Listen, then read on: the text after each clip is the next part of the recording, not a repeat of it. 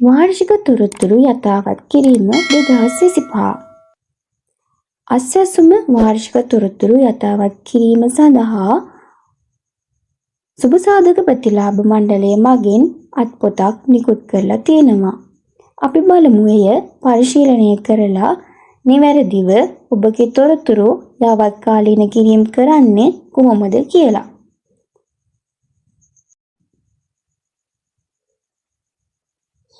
හරි, අපි බලමු අයදුම්කරුවන් මාර්ගගතව නැවත තොරතුරු යථාවත් කරන්නේ කොහොමද කියලා. මේ සඳහා අන්තර්ජාල පහසුකම් සහ පරිගණකයක් හෝ ස්මාර්ට් ජංගම දුරකථනයක් තිබීම අනිවාර්ය වෙනවා.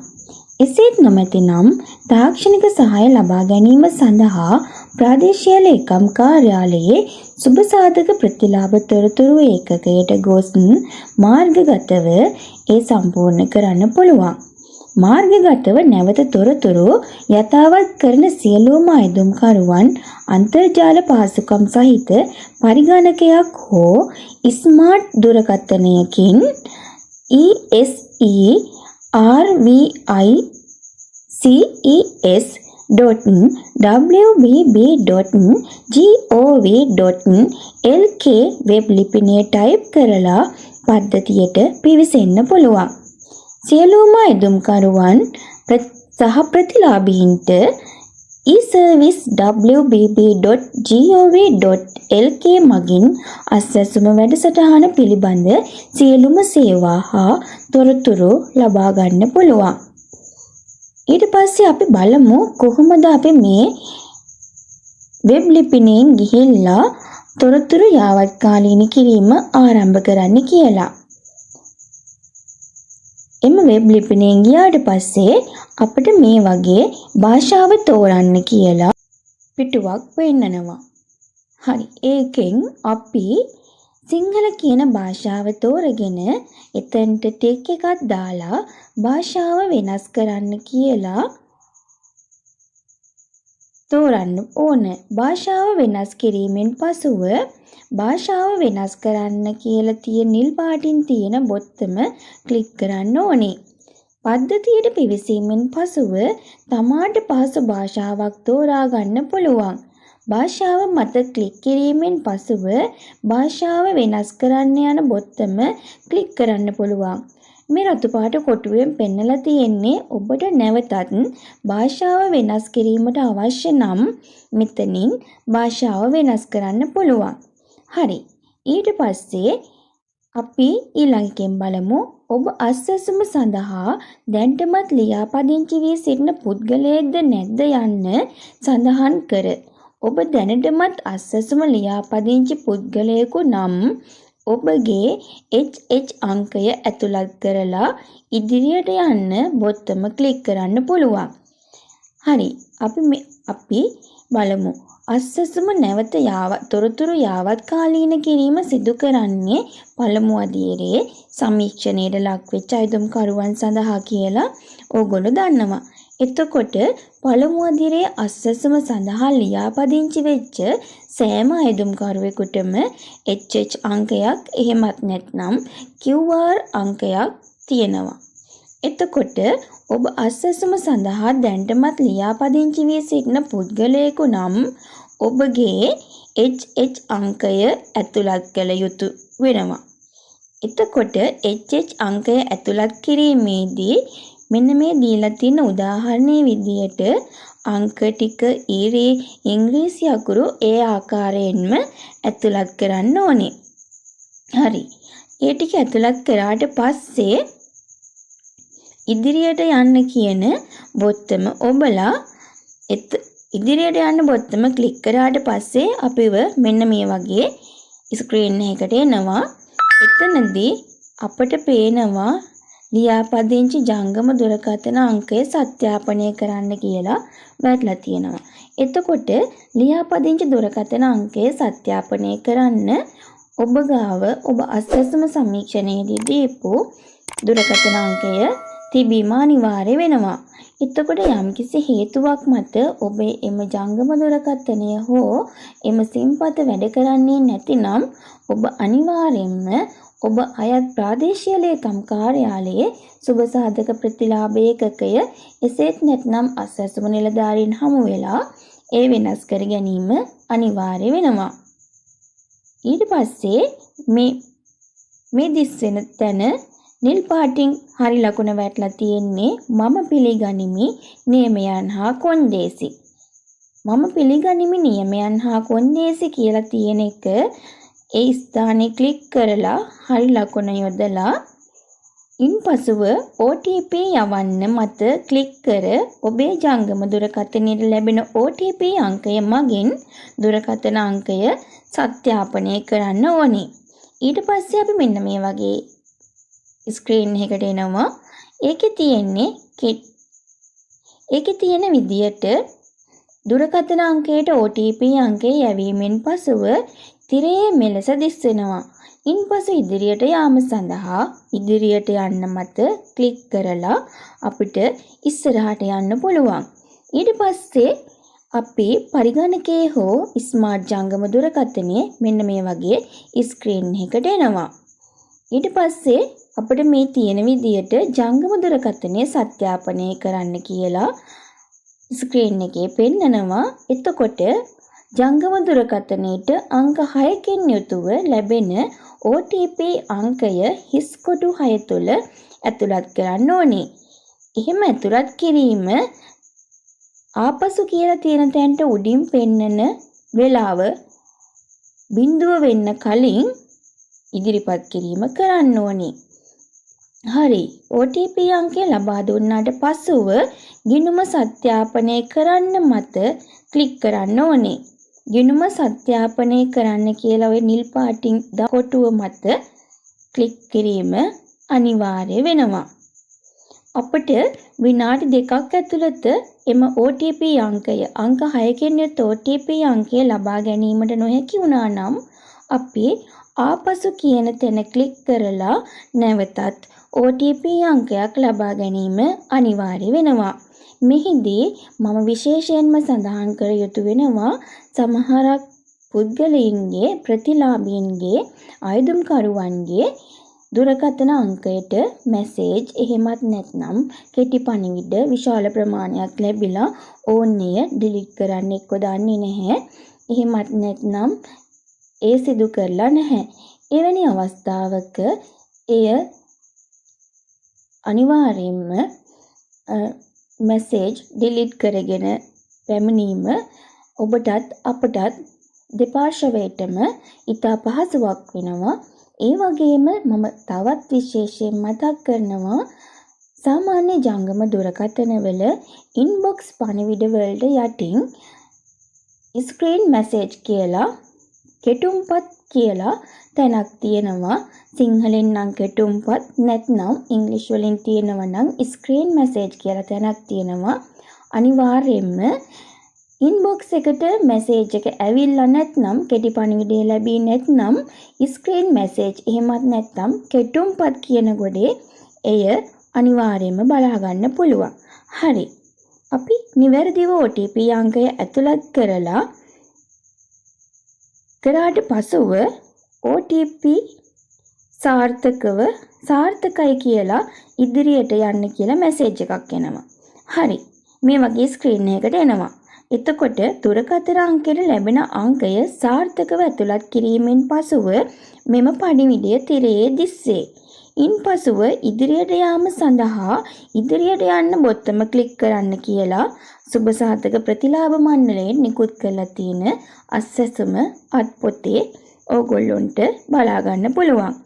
ඉන්පසුව ඕගොල්ලෝ මෙන්න මේ වගේ පහත තිරයකට පිවිසෙනවා. එහි තියෙන්නේ ගෙවීම් ඉතිහාසය, අභියාචනා ඉදිරිපත් කරන්න, විරෝධතා ඉදිරිපත් කරන්න, පැමිණිල්ල ඉදිරිපත් කරන්න, නැවත සහතික කරන්න කියලා. එතකොට වාර්ෂික තොරතුරු යාවත්කාලීන කිරීම එහෙමත් නැත්නම් වාර්ෂික තොරතුරු යථාවත්කාලීන කිරීම සිදු කරන්නට ඔයා මේ වයින් තෝරගන්න ඕනේ නැවත සහතික කිරීම කියලා අවසානයේට තියෙන කොටුව. තොරතුරු නැවත සහතික කිරීම ඉදිරියට කරගෙන යාම සඳහා නැවත සහතික කිරීම ක්ලික් කිරීම අනිවාර්ය වෙනවා. ඒ සිදු කරාට පස්සේ අපි මෙන්න මේ වගේ තිරයකට පිවිසෙනවා. අස්වැසුම නැවත සහතික කිරීම. නැවත සහතික කිරීමේ දත්ත සමාලෝචනය. ඒකේ අපිට පේනවා මෙන්න මේ වගේ අයදුම්කරුගේ නම ගෘහ යොමුව ජාතික හැඳුනුම්පත් අංකය. ගෘහ යොමුව කියලා පෙන්වන්නේ HH අංකය. HH අංකය QR අංකය ඇතුළත් කරලා මෙම පද්ධතියට පිවිසීම අනිවාර්ය වෙනවා. ඒ පද්ධතියට පිවිසුණාට පස්සේ තමයි ඔයාට මේ වගේ පිටුවකට ඔයා පිවිසෙන්නේ. හරි. එතන ස්වයං සහතික කිරීම. ස්වයං සහතික කිරීම කියලා කියන්නේ මේක ඇත්තටම ඔයාට ලබලා දීලා තින්නේ ස්මාර්ට් ජංගම දුරකථනයකින් Tamanට මේ තනිවම සිදු කර ගැනීමට හැකිවන ආකාරයට. එහෙනම් ඔයා මේ කියලා තියෙන දේ තේරුම් ගන්න ඕනේ. මේකේ තියෙන්නේ මා විසින් සපයන ලද පහත සඳහන් තොරතුරු සත්‍ය හා නිවැරදි බවට මම මෙයින් සහතික කරමි. සාවද්‍ය තොරතුරු සැපයීම නීතියෙන් දඬුවම් ලැබිය හැකි වරදක් බවත් සුබසාධක ප්‍රතිලාභ ලැබීමෙන් නුසුදුසුක වීමට හේතු විය හැකි බවත් මම දනිමි. මා විසින් සපයන ලද පහත සඳහන් තොරතුරු සත්‍ය සහ නිවැරදි බව මම මෙයින් සහතික කරමි. සාවද්‍ය තොරතුරු සැපයීම නීතියෙන් දඬුවම් ලැබිය හැකි වරදක් බවත් සුබසාධක ප්‍රතිලාභ ලැබීමෙන් නුසුදුසුක වීමට හේතු විය හැකි බවත් මම දනිමි. හරි. ස්වයං සහතික කිරීම යටතේ සඳහන් ප්‍රකාශයන් දෙකම ඉදිරියේ ඇති කොටු දෙක තුල හරි ලකුණ යොදලා ඊළඟට කියලා තියෙන බොත්තම ක්ලික් කරලා අපි මේ වගේ පිටුවකට ස්ක්‍රීන් එකකට එනවා.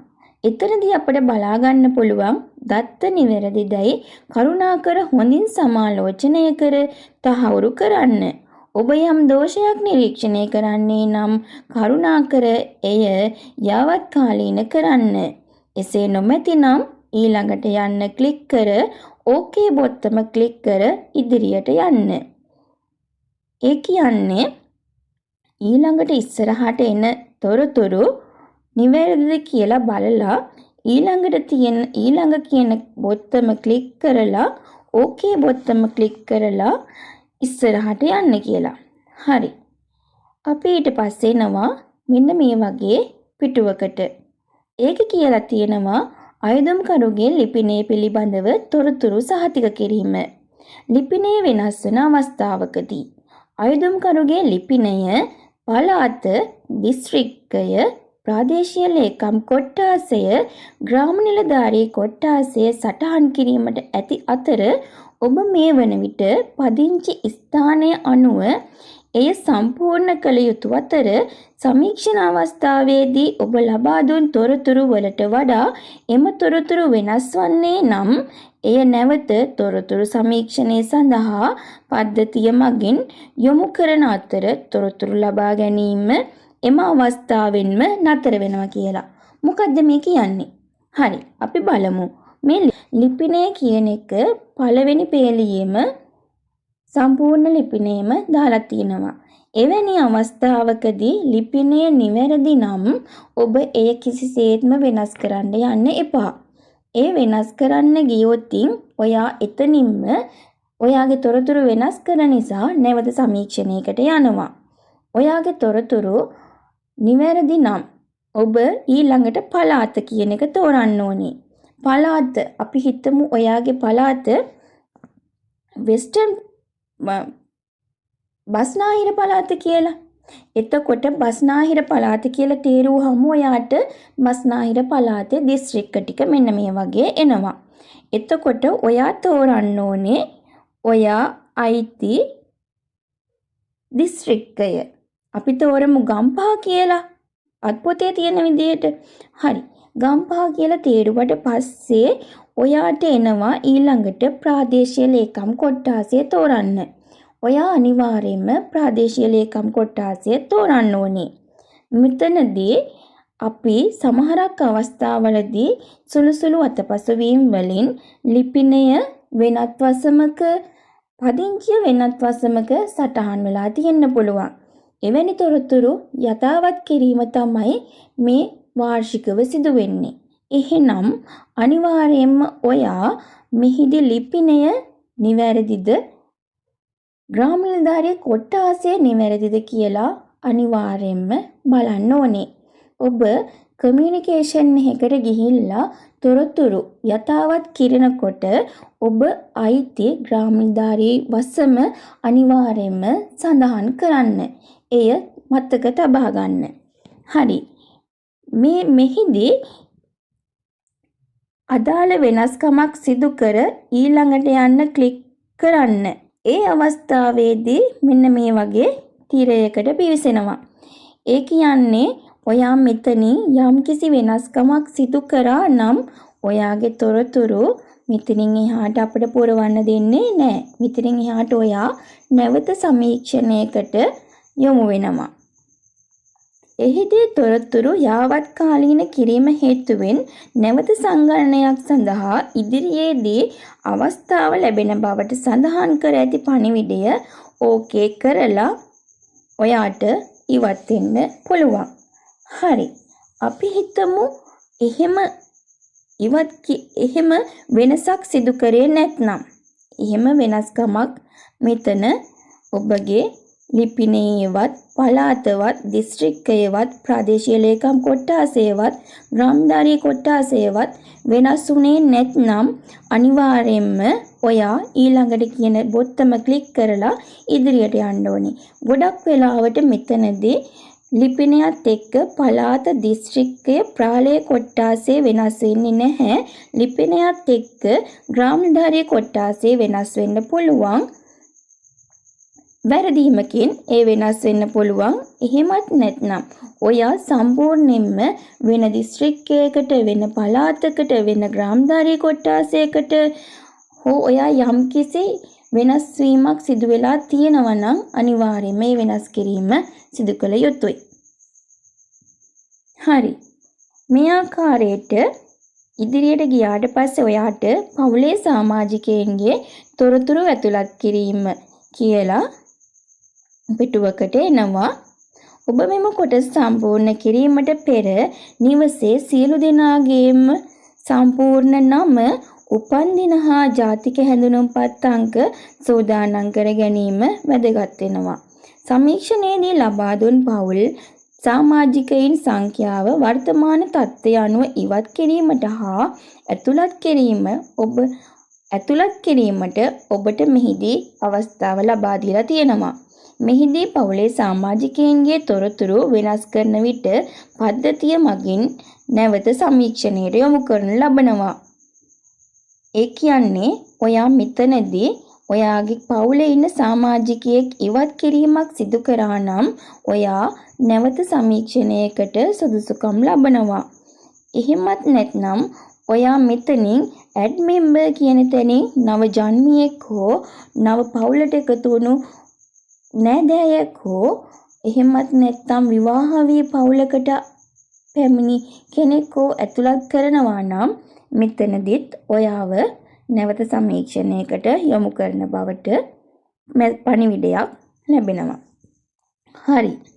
ඊට පස්සේ අපි හිතමු සමහරක් අවස්ථාවන් වලදී පවුලේ කෙනෙකු මිය ගිහිල්ලා තියෙනවා නම් ඒ කෙනා මේන් ඉවත් කිරීම අනිවාර්යයෙන්ම සිදු කරන්න ඕනේ. එහෙමත් නැත්නම් මේ මිය ගියපු කෙනාගේ ජාතික හැඳුනුම්පත් අංකය නැවත ලබා දීමක් සිදු කරන්න එපා. ජාතික හැඳුනුම්පත් අංකය නැවත ලබා දීම සිදු නොකර remove කියන බටන් එකෙන් එයාව ඉවත් කිරීමක් සිදු කරන්න ඕනේ. ඒ වගේම පදිංචිය හැර ගිහිල්ලා වෙනත් තැනක ඉන්න කෙනෙක් නම් අනිවාර්යයෙන්ම ඔහු හෝ ඇය ගිහිපු දිස්ත්‍රික්කයෙන් හෝ වෙනත් පවුලකින් ඇයව ඇතුළත් කරහොත් මෙම පවුලනොත් ඔබ ඇය හෝ ඔහුව ඇතුළත් කළහොත් ඔබ දෙදෙනාටම දීමනාව නොලැබීමට ඉඩකඩ වැඩි. හරි. එහෙනම් අපි එම වෙනස් කිරීම සිදු කරාට පස්සේ මෙන්න මේ වගේ තිරයකට පිවිසෙනවා. පවුලේ සමාජිකයන්ගේ වෙනස්කමක් නොමැති නම් ඊළඟට ක්ලික් කරලා ඉදිරියට යන්න පුළුවන්. ඊට පස්සේ මේ වගේ මැසේජ් එක මේ වගේ පිටුවේ තියෙන ඕකේ කියන බොත්තම මත ක්ලික් කරලා අපිට ඉස්සරහට යන්න පුළුවන්. හරි. එහෙනම් අපි ඊළඟට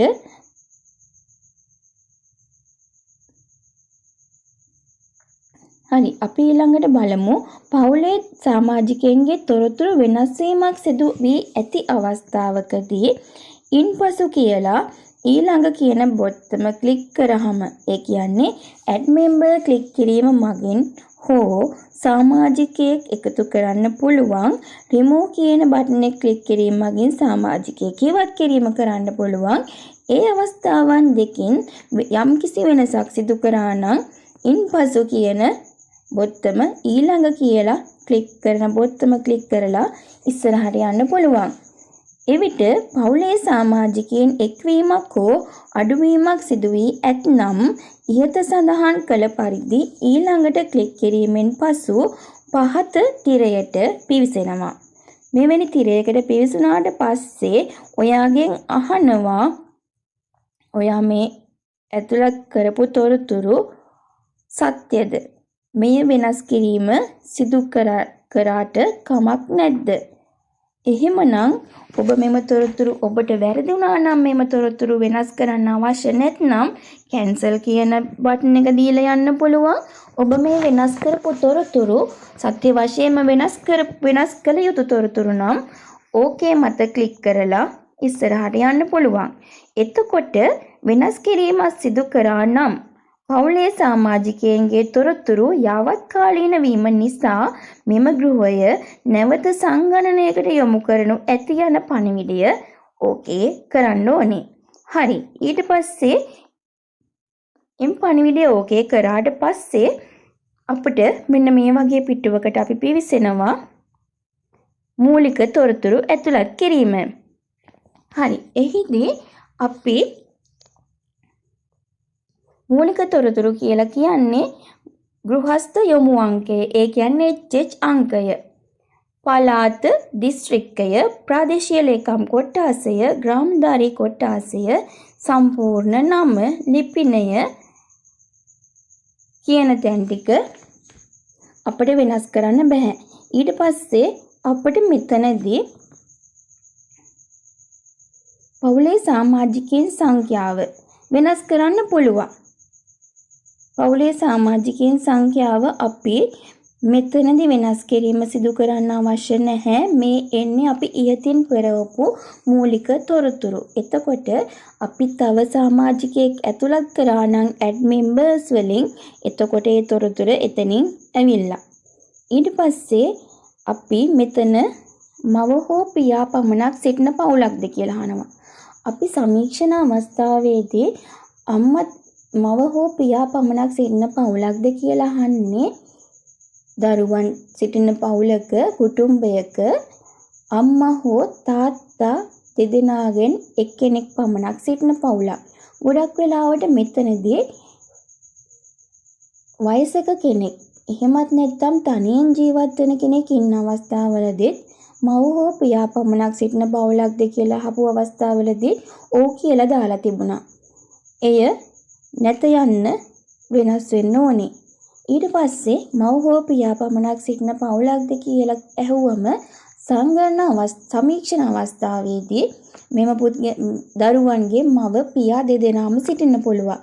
නමුත් මේ වන විට මව හෝ පියා යම්කිසි හේතුවක් මත මිය යෑමක් සිදු වෙලා එහෙමත් නැත්නම් හැරදා ගොස් එහෙමත් නැත්නම් වෙන්වීමක් සිදු කරලා නීත්‍යානුකූල නොවන වෙන්වීමක් සිදු වෙලා වෙන්න පුළුවන්. ඒ වගේ අවස්ථාවලදී මව හෝ පියා පමණක් සිටින පවුලක්ද කියලා කියන එකට ඔව් යන්න යොදාගෙන යන්න පුළුවන්. හරි. පවුලේ සමාජිකයන් සංඛ්‍යාව එක්කෙනයි කියලා තමයි තොරතුරු දීලා තින්නේ. එතකොට පවුලේ සමාජිකයන් සංඛ්‍යාව එක්කෙනෙක් නම් හරි. පවුලේ සමාජිකයන් සංඛ්‍යාව එක්කෙනයි. ඒ කියන්නේ මෙම තොරතුරු ඇතුළත් කරලා තියෙන එක පුද්ගලයෙක්ගේ පමණයි. නමුත් මේ නිවස බහුපවුලක්. ඒ කියන්නේ පවුල් දෙකක් ඉන්න පවුලක්. මේකේ තොරතුරු අරන් තියෙන්නේ එක පවුලක සිටින තනි පුද්ගලයෙක්ගේ පමණයි. එහෙනම් ඒ අවස්ථාවේදී එහෙම වුණාට මේ වෙනකොට ඒගොල්ලෝ එක පවුලක් විදියට වෙන්නත් පුළුවන්, නොවෙන්නත් පුළුවන්. එක පවුලක් වෙලා නම් ඒ කියන්නේ ඒ අය එකට උයා පියාගෙන කනවා නම් එක ගෘහයක එක නිවසක එක වහලක් යට එකට උයා පියාගෙන කන බවට පෙනෙනවා නම් එතන පවුල් සංඛ්‍යාව වෙනස් කරන්න පුළුවන්. බහු අයදුම්පත්ද නැත. බහු අයදුම්පත් කියන්නේ පවුල් දෙකම අයදුම් කරලා තියෙනවද? පවුල් දෙකම අයදුම් කරන්නේ නැතුව එක පවුලක් අයදුම් කරලා නම් නැත යන්න යොදලත් එයාගෙන් අපි මේ විස්තර අහන්න ඕනේ. ඊට පස්සේ පවුල් දෙකම දෙවනාදියරේ සමහරක් විට මෙයාලගේ අනිත් පවුල අස්සසුම අයදුම් කරලා තියෙන්න පුළුවන්. එතකොට බහු අයදුම්පත්ද කියලා අහලා එයාගෙන් අනිත් පවුල නිවසේ සිටිනවාද? එයා ඒ අනිත් පවුල දෙවනාදියරේ අස්සසුම අයදුම් කරලා තියෙනවාද කියලා දැනගෙන ඒ වෙනස් කිරීම සිදු කරන්න පුළුවන්.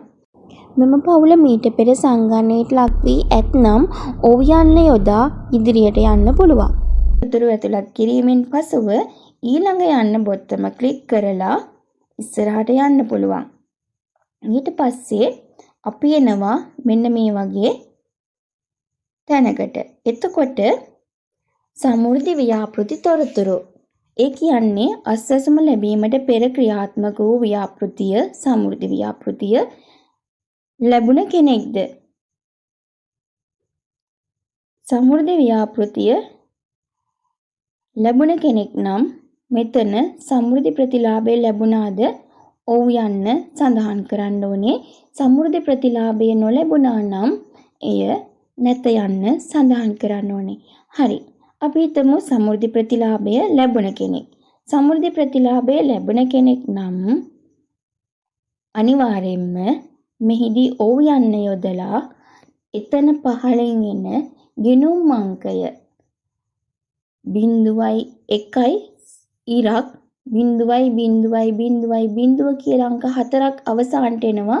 එතනදී ඉස්සරහ තියෙන අංක දෙකත් ඉරි කෑල්ලත් ස්ලෑෂ් වගේ ලකුණු තියෙනවා නම් ඒවත් ඉවත් කරලා පසුපසින් තියෙන අංක 4 විතරක් ඇතුළත් කරාම ඔබට ඉදිරියට කියන එක ක්ලික් කරලා ඉස්සරහට යන්න පුළුවන්.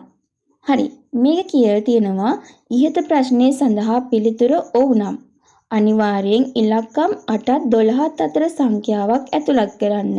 මෙහිදී ස්ලෑෂ් ලකුණ නොමැතිව ඉලක්කම් පමණක් ඇතුළත් කරන්න. සිම්බල් වගේ දේවල් තියෙනවා නම් ඉස්සරහට යන්න දෙන්නේ නැහැ. ඒවා ඉවත් කරාට පස්සේ අපිට ඉස්සරහට යන්න පුළුවන්. හරි. බැංකු ගිණුම් තොරතුරු. සමහරක් වෙලාවල් වලට ඔබ අස්වැසුම ප්‍රතිලාභියෙක් වෙන්න පුළුවන්. එහිදී ඔයා අස්වැසුම ගිණුම් සඳහා ලබා දීලා තියෙන බැංකු ගිණුම් විස්තර දෙන්න පුළුවන්. අපි මෙහිදී බලමු මහජන බැංකු ගිණුමක් දීලා තියෙනවා නම් කෙනෙක් බැංකු ශාඛාව සඳහන් කරන්න ඕනේ. අයදුම්කරුගේ බැංකු තොරතුරු වලදී ගිණුම ඇති බැංකුව අපි හිතමු මහජන බැංකුව කියලා. එතකොට එයා බැංකු ශාඛාව සඳහන් කිරීම අනිවාර්ය වෙනවා.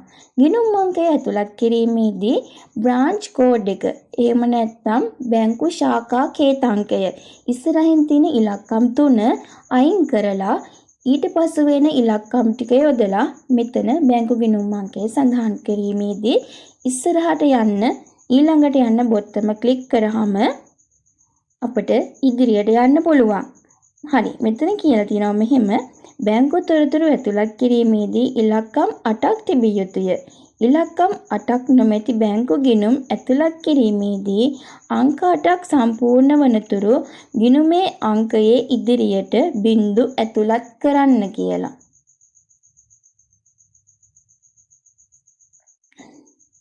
මොකක්ද ඒ කියන්නේ? බැංකු තොරතුරු ඇතුළත් කිරීමේදී ඉලක්කම් 8ක් තිබිය යුතුය. ඉලක්කම් 8ක් නොමැති බැංකු ගිණුම් ඇතුළත් කිරීමේදී අංක 8ක් සම්පූර්ණ වනතුරු ගිණුම් අංකයේ ඉදිරියට බිංදු ඇතුළත් කරන්න.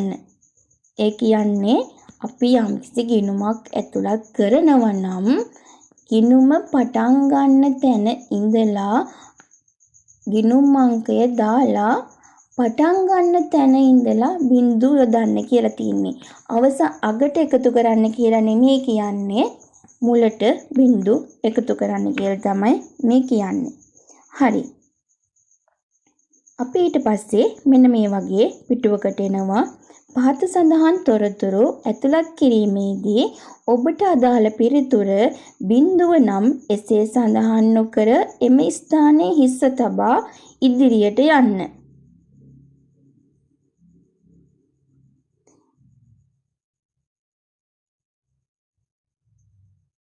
ඒ කියන්නේ මොකද්ද? පහත සඳහන් තොරතුරු ඇතුළත් කිරීමේදී ඔබට අදාළ පිළිතුර බිංදුව නම් එසේ සඳහන් නොකර එම ස්ථානයේ හිස තබා ඉදිරියට යන්න. හරි.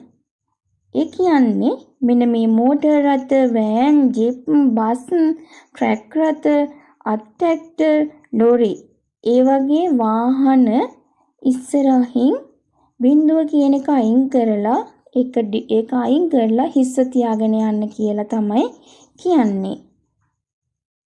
ඊට පස්සේ අපි මේ වගේ යන්ත්‍ර සූත්‍ර ඔබට පශු සම්පත් ඒවා තියෙනවද කියලා අහලා කලින් තිබුණ නැත්නම් දැන් තියෙනවද කියලා අහලා එහෙමත් නැත්නම් නැත කියලා වාහන සහ යන්ත්‍ර සූත්‍ර පිළිබඳ තොරතුරු ඇතුළත් කරලා ඊළඟට යන්න ක්ලික් කරලා ඉස්සරහට යන්න පුළුවන්. හරි. පවුලේ සියලු දෙනාගේම ඊළඟට අපි එනවා මෙන්න මේ වගේ පිටුවකට. එතනින් අහන්නේ පවුලේ සියලු දෙනාගේම මාසික වියදම් සඳහන් කරන්න. මාසික වියදම් වලට ආහාර පාන, ජලය, ඇඳුම් පැළඳුම්, බෙහෙත්, පෞද්ගලික අවශ්‍යතා මේ වගේ තියෙනවා. ඊට පස්සේ ඔබ ඒ ගැන දන්නවා. මේ වයින් සමහර කලාවල් වලට පාසල් යන ළමයි ක්‍රීඩා කරන අය ඉන්න පුළුවන්, අධ්‍යාපන කටයුතු වලට වියදම් කරනවා වෙන්න පුළුවන්. ඒ වලට තොරතුරු ඇතුළත් කරලා ඊළඟට යන්න ක්ලික් කරලා ඉස්සරහට යන්න පුළුවන්. ඊට පස්සේ එනවා ඔබ මේ වගේ පිටුවකට. එතනදී අහනවා බීමට ජලය ලබා ගන්නා ප්‍රධාන මාර්ගය. මේ කියන්නේ ගෘහස්ත තොරතුරු. ගෘහස්ත තොරතුරු ටික ඇහුවට පස්සේ එතනින් අහනවා සමහරක් වෙලාවල් වලට මේ තොරතුරු වෙනස් වෙන්න පුළුවන්. මෙහිදී නිවස තුල නිවසින් පිටත තොරතුරු වෙනස් වීම වලට ලක් වෙන්න පුළුවන්. සාමාන්‍යයෙන් බීමට ජලය ලබා ගන්නා ප්‍රධාන මාර්ගය ව්‍යාපෘති නල ජල ව්‍යාපෘතිය වෙනස් වෙලා තියෙන්න පුළුවන්. භාවිතා කරන වැසිකිලි වර්ගය වෙනස් වෙලා තියෙන්න පුළුවන්. එහෙමත් නැත්නම් වැසිකිලි පහසුකම් වල ස්වභාවය වෙනස් වෙලා තියෙන්න පුළුවන්. එහෙම වෙනස් වෙලා තියෙනවා නම් එම වෙනස් වීම ඔබට අනිවාර්යයෙන්ම වෙනස් කරලා ඇතුළත් කරන්න වෙනවා. ඔබ විදුලි පාරිභෝගිකයෙක්ද? ඕ කියලා දැම්මනම් මෙතන ඒකක ගාන දාලා අනිවාර්යයෙන්ම විදුලි බිලේ අංකය සටහන් කිරීම අනිවාර්ය වෙනවා. පවුලේ විදුලි පරිභෝජනය පිළිබඳ සඳහන් කිරීමෙන් පස්සේ ඊළඟට යන්න ක්ලික් කරලා ඔයාට පහත තොරතුරු සමාජිකයන්ගේ තොරතුරු ඇතුළත් කිරීමේදී පහත තිරයකට පිවිසෙනවා. හරි, අපි මෙතනදී කතා කරේ නැහැ පවුලේ මාසික ආදායම. පවුලේ මාසික වියදම් වගේම පවුලේ මාසික ආදායමත් ඇතුළත් කිරීම අනිවාර්ය වෙනවා. සාමාන්‍යයෙන් මේ වෙනකොට අස්සසම දීමනාව අපි උදාහරණයක් විදිහට හිතමු 10000ක් ලැබෙනවා කියලා. වැඩිහිටි දීමනාව 5000ක් ලැබෙනවා. දෙදෙනෙක් ඉන්නවා නම් 10000ක් ලැබෙනවා. එතකොට අස්සසම දීමනාව 10000යි වැඩිහිටි දීමනාව 10000යි ලැබෙන 20000ම වෙනත් යටතේ ඇතුළත් කිරීම අනිවාර්ය වෙනවා. ඒ සමගම ඔයාලට ආදායම් තත්ත්වය වෙනස් කිරීම සිදු කරන්න පුළුවන්. වියදම් තත්ත්වයක් වෙනස් කිරීම සිදු කිරීමට මෙහිදී අවස්ථාව ලබා දීලා තියෙනවා. හරි. පවුලේ විදුලි පරිභෝජනයේ සඳහන් කිරීමෙන් පසුව ඊළඟට යන තොරතුරු ක්ලික් කරලා ගියාට පස්සේ සමාජික තොරතුරු ඇතුළත් කිරීමේදී පහත මෙන්න මේ ආකාරයේ තිරයකට පිවිසෙනවා. එහිදී නම, දුරකථන අංකය, ජාතික හැඳුනුම්පත් අංකය, උපන්දිනය. මෙහිදී මතක් කරන්න ඕනෙත් කරුණක් තියෙනවා. මෙහිදී දුරකථන අංකය කියන තැනට 77.24.11.42 කියලා මේකේ සටහන් කරලා තියෙනවා. එතන අනිවාර්යෙන්ම ඉදිරියට බිඳුව යොමු කිරීම අනිවාර්ය වෙනවා. එහෙම නැත්නම් ඉස්සරහට යන්න දෙන්නේ නැහැ. හරි. ඊළඟට මේ තොරතුරු සම්පූර්ණ කිරීමෙන් පසුව සමහරක් වෙලාවට ඔබ සමීක්ෂණ අවස්ථාවේදී ආබාධිත තත්ත්වයක පසු නොවුනා වෙන්න පුළුවන්. නමුත් දැන් ඔබ යම්කිසි ආබාධිත තත්ත්වයකින් පසු වෙනවා වෙන්න පුළුවන්. එහෙනම් මෙම තොරතුරු වෙනස්. ඔබ යම්කිසි ආබාධිත තත්ත්වයකින් පසු වෙනවා නම් එම තොරතුරු මෙතනදී ඇතුළත් කරන්න බෑ. එම තොරතුරු ඔබ ඇතුළත් කිරීමට අවශ්‍ය නම් ඔබේ ආබාධිත තත්ත්වය සඳහන් කර ඔබේ නම සඳහන් කර ඔබ පුරවන ලද අයදුම්පත ප්‍රාදේශීය ලේකම් කාර්යාලයේ අසසුම නිලධාරීන්ට බාර දීම අනිවාර්ය වෙනවා. ඔබ ආබාධිත තත්ත්වයක් යොදා ඉදිරියට යාමේදී අවසානයේ අයදුම්පත සම්පූර්ණ කිරීමට නොහැකි වෙනවා. සබ්මිෂන් ෆේල් කියලා වැටෙන්නේ එවැනි අවස්ථාවන් වලදී තමයි. ඒ නිසා ඔබ අයදුම් පත්‍රය ලේකම් කාර්යාලයට බාර දෙන්න. දියවැඩියාව කොලෙස්ටරෝල් වැනි නිදන්ගත රෝගයකින් පීඩා පෙළෙනවා නම් ඔබට සමීක්ෂණ අවස්ථාවේදී නොතිබුණා වෙන්න පුළුවන්. දැන් තියෙන්න පුළුවන්. ඒ නිසා ඔබ එතනදී එය වෙනස් කිරීම සිදු කර යුතුයි. ඒ වෙනස් කිරීම සියල්ල සිදු කරාට පස්සේ ඔබට මෙතනින් දත්ත නිවැරදි බව තහවුරු කරමින් ඉදිරියට යන්න. ක්ලික් කරාට පස්සේ සියලු දත්ත සම්පූර්ණ කිරීමෙන් අනතුරුව දත්ත නිවැරදි බව මම තහවුරු කරමින් ඉදිරියට ඇති කොටුව තුල හරි ලකුණ යොදා ඉදිරිපත් කරන්න මත ක්ලික් කරලා ඉදිරිපත් කිරීම සිදු කරන්න ඕනේ. එහිදී පහත තිරයට පිවිසෙනවා. හරි. එහිදී yes මත ක්ලික් කර ඔබ සඳහන් කරන ලද තොරතුරු සේව් කිරීම අනිවාර්ය වෙනවා.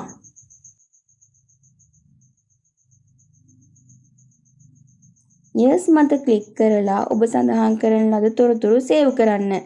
අවසානයේ නැවත තොරතුරු වෙනස් කිරීම හේතුව සඳහන් කර ලබා දුන් තොරතුරු සුරකින්න ලෙස ලබා දීම සිදු කරන්න පුළුවන්. හරි. අවසානයේට මෙතන අපට ටයිප් කරන්න පුළුවන් please enter the reason for requesting the recertification කියන එකේ අපට ඇතුළත් කරන්න පුළුවන් අපි නැවත සහතික කිරීමේදී වෙනස් කරේ කුමන සාධකද කියන එක. health ඒ කියන්නේ සෞඛ්‍ය, income ආදායම, ඊට පස්සේ single parent family තනිමාපිය පවුලක්ද කියන එක, ඒ වගේ තොරතුරු වෙනස් කරා නම් එතනදී ඒ වෙනස් කරපු තොරතුරු health, income, information updated කියලා අපිට ටයිප් කරලා save කියලා දුන්නාට පස්සේ අපේ මේ දත්ත යථාවත් කිරීමේ ක්‍රියාවලිය අවසන් වෙලා submission okay කියලා වැටෙනවා. හරි. මේ වෙනකන් ඔයාලා මේ තොරතුරු නිවැරදිව සිදු කරේ නැත්නම් මේ තොරතුරු ඉදිරියට නිවැරදිව සිදු කිරීම ඉදිරියට නිවැරදි තොරතුරු නිවැරදි කිරීමට මෙය උපකාරී වේයයි මම බලාපොරොත්තු වෙනවා. එහෙනම් මගේ YouTube channel එක subscribe කරලා ඉස්සරහට ලැබෙන තොරතුරුත් නිවැරදිව ලබා ගන්න ඔබටත් පුළුවන් බව මතක් කර සිටිනවා.